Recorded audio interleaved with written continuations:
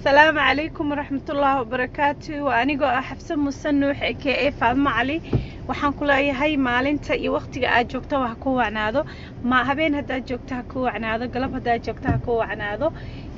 waqtiga aad joogto ba wanaagsan waa anigoo xafsa musannuux waxaan ku leeyahay waxaan rabaa maanta inaan halkan ka sheego aan ka soo jeediyo arin yar oo tala ah ku saabsan dulmiga waxaan ku leeyahay dulmiga ilaahay ma jecla waxaan leeyahay ummadda Soomaaliyeed ee ku hadasha afka aan ku hadlo ee Soomaaliga dulmiga ilaahay ma jecla ilaahay dulmiga wuu xaaraantinimeeyay idinkana wuxuu dhahay isdulminina haddii aad awood leedahay ama aad baawar leedahay ama aad ka soo jeedo dad badan oo qabiilada laandheeraha loo yaqaano ama maaragtay isku yaqaana dad maaragtay awood leh waxaad ogaataa awood kasta oo jirta ilaahay awoodiisa ka weyn waxaa jirta in haddii adduunka ma aragtay ilaahay subxaanahu wa tacaala adoomadiisa sida ay u kala awood badan yihiin haddii qof walba qofku dhibaatada u geysto uu maaragtay uu ku baxsan karo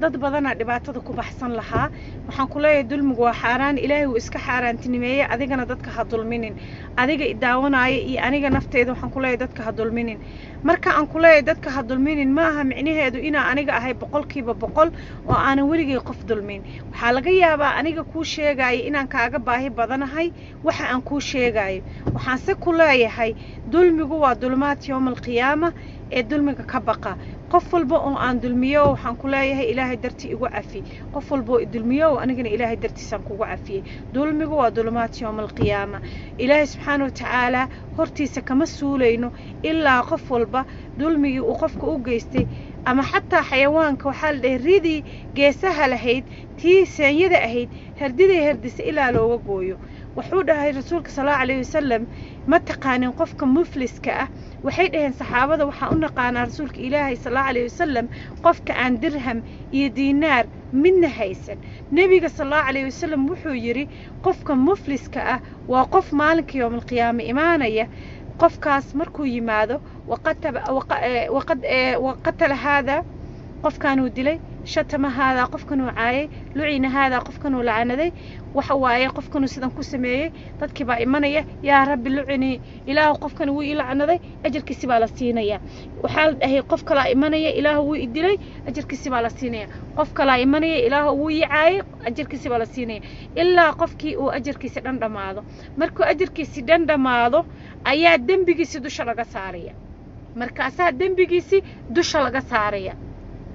إلهي وحى آيات القرآن كيري ولا تزر وازرة وزر أخرى نف كلا دنبي هذا ما حنبارته وحال يري مركة كلية ونف دنبي هذا حنبارس وحويه قفك الدلمية مركو مالك يوم القيامة إلهي هوري ماذا وقفك أدونك أنتو جوجين وسن قفك عفس ويديسن وقفك ودلمية أدونك أي آخر إسلي ماذان ومركز وإلهي وقفك إلهي أدومد إلهي وعادل إلهي مقعيديسا كمتها إنه عادل يحي qofkii ilaahay subxaanahu wa tacaala wuu uga goynaya marka waxaan ku leeyahay nafteydana aan leeyahay aniga oo maxaa la dhihi jiray kaaga baahi badan waxaan adiga aan ku sheegay waxaan ku leeyahay dulmiga iska ilaali dulmigu waa dulmaad yawmal qiyaama dulmigu waa mugdiyaalo iska ilaali dulmiga waxaan ku leeyahay maalinka ilaahay hortiisa aad tagtid wax walba oo aad geysatay ficil iyo qowlba waa lagugu abaalmarinayaa marka ilaahay waxaan ka baryayaa inuusan inaga dhigin